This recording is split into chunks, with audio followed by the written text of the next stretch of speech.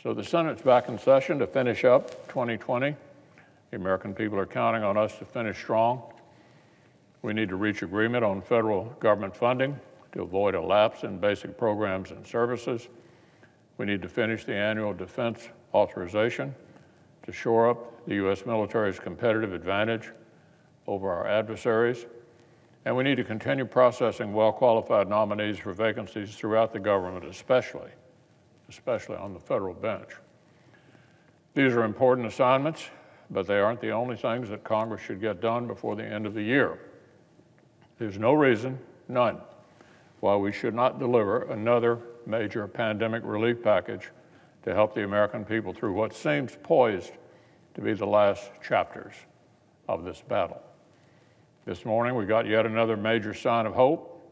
More data appear to confirm that the vaccine developed by Moderna is more than 94% effective. They're going ahead and asking the FDA for emergency use authorization. Experts are calling this news absolutely remarkable.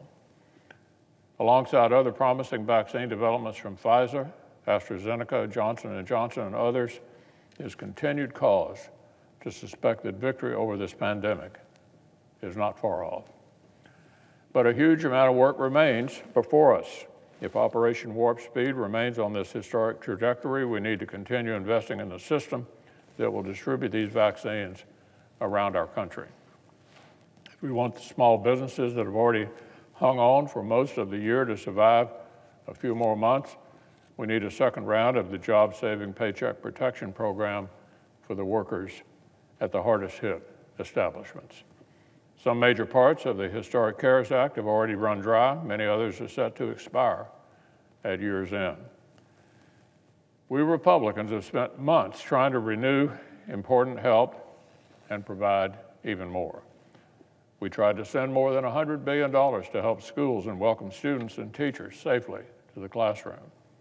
We tried to implement common sense legal protections that universities and charities have been clamoring for. We've tried to pass all of this over and over again. But Speaker Pelosi and the Senate Democratic leader have blocked it. They've been very transparent about all this with their political strategies, laid it right out there. Speaker of the House spent the entire summer and the entire autumn literally gambling with the health and welfare of the American people. She gambled that if American families didn't get any more relief before the election, her party would expand its majority in the House and Democrats could continue demanding the right to remake all of society along far-left lines in exchange for passing any more COVID relief whatsoever. But their all-or-nothing obstruction backfired. Democrats did not pick up seats in the House, but instead appear to have lost seats. They have not gained any leverage. Instead, they have lost leverage.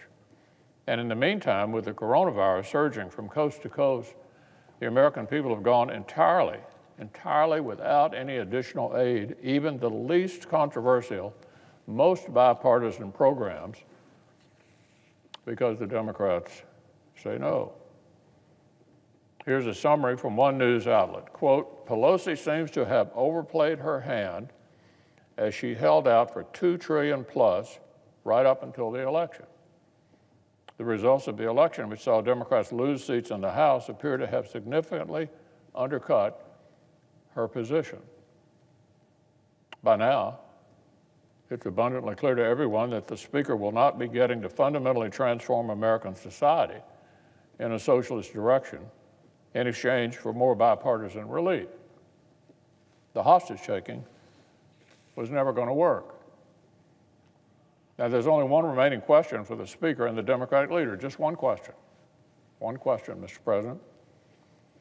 Will they finally let Congress pass hundreds of billions of dollars of relief on all the subjects where we agree? Or will they continue to insist that either they get their entire ideological wish list or the American people get nothing at all?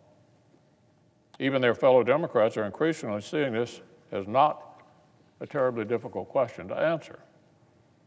For example, over the weekend, Professor Austin Goolsbee, who chaired the Council of Economic Advisors under President Obama, called on Democrats to finally play ball. Quote, here's what he said. There are a lot of people really hurting. I hope Congress can agree on something soon. If they have to accept half a loaf, then they have to accept half a loaf.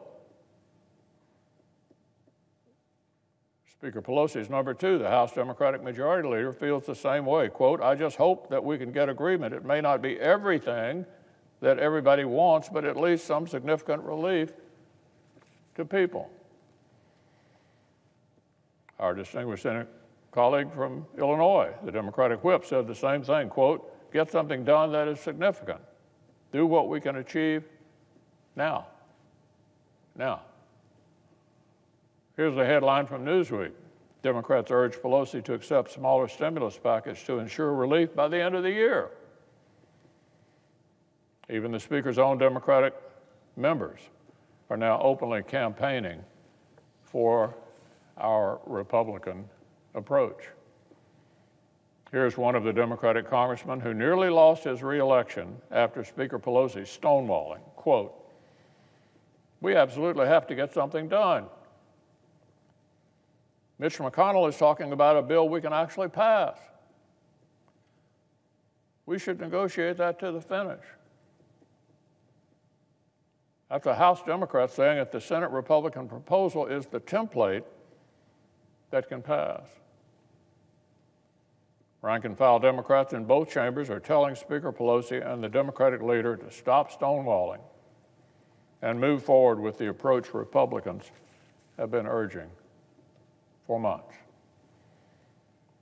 The American people need more help, and they need it right now. Right now. Democratic leaders have already burned through 3 months. 3 months.